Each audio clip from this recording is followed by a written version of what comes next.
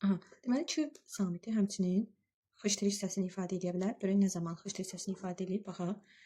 Sonu ki ilə bitən çox hecalı sözlər var. Daha çox bizim milli sözlərimizdir. Məsələn, bizim çoxsu milli sözlərimizdir, bəziləri də alma sözlərdir. Çörək, külək, ürək və s.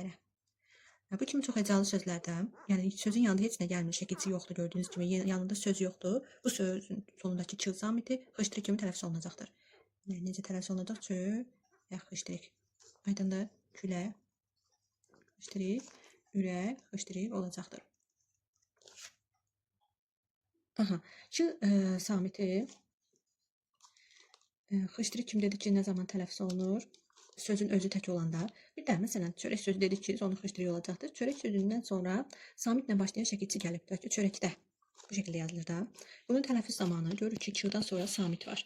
Tələffüzdə çığdan sonra samit görürüksə, xıştırıya çevriləcəkdir tələffüz zamanı. Yazışda yox ha, tələffüzdə. Bunu biz çörəkdə, xıştırıq kimi x, ix səsi çörəkdə. Elə bir yumşaq y səsini ifadə edir. Çörəkdə belə. Deməli, bundan sonra d samit gəldiyinə görə fərqi yoxdur cəngətlikə. Gələndə olur xıştırıq. Aydındır, məsəl üçün ürəkdən. Tutaq ki, yenə də nə olacaq? Bu şəkildə yazılacaq. Deyilişdə ha, bax yazışda yox, deyilişdə. Ümumiyyətlə yazışda xıştırıq səsi yoxdur da bildiyiniz kimi. Bunun elə bir işarəsi olmadığına görə ancaq tələffüzdə biz bunu yazırıq.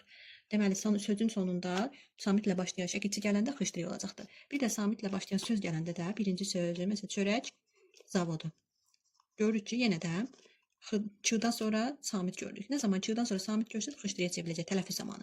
Suallar belə tərtib olunur ki, söz birləşməsinin birinci tərəfinin son samiti necə tələffüz olunur? Yəni birinci sözün, asıl sözün son samiti ç necə tələffüz olunur? Yanındakı sözə baxacaq. Görəcək ki, bu söz samitlə başlayıb. Ona görə də xıştırıq olacaq. Deyəcək çörək. Yenə sizin dilimizdən deyirəm. Çörək zavodu, yəni zavodu da eyni. Aydındır? Yəni yanında samit gördüyümüzə görə. Yox, yanında saitdirsə əgər, məsələn, çörək almaq, belə bir söz birləşməsi deyirik.